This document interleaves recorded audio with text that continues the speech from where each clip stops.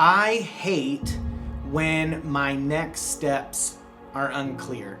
I don't know about you, but clarity is very important to me because it makes me feel safe and it makes me feel like I have security and I just know where I should be headed.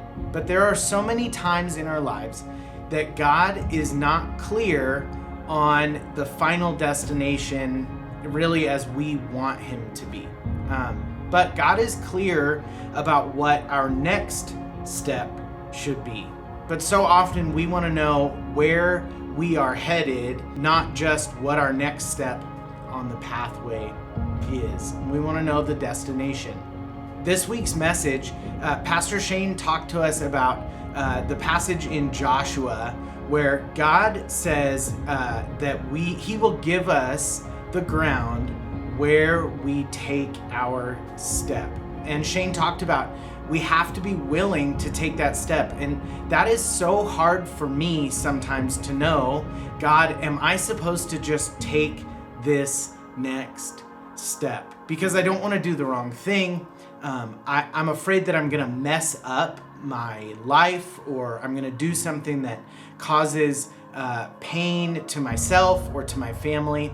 And ultimately that is rooted in fear and oftentimes a lack of trust.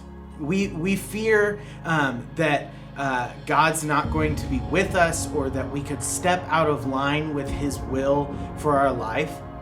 But the reality is that passage from Joshua tells us, hey, if you're willing to just trust God, you take the action of taking that step. He's going to take the action of providing the land for you. And as I was reading this morning in my quiet time, I was reading in Acts chapter 9, right after Saul meets Jesus on the Damascus road. Saul is blinded.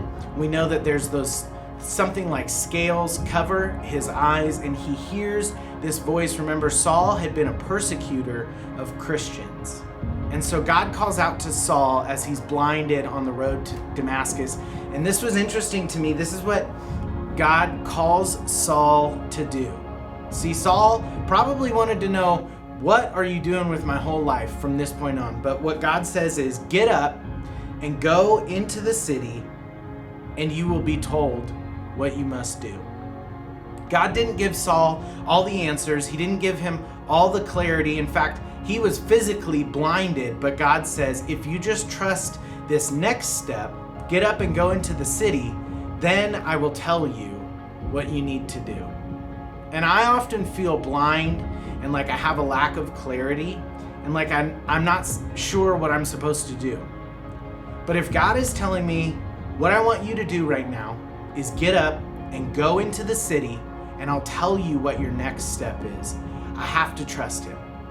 Because God has never failed when we put our faith in him. It may not be what we expect. It might be difficult. It might scare us. But we can always trust that when God says, just go and I'll give you the next set of directions, that he has a plan and he'll tell us what to do.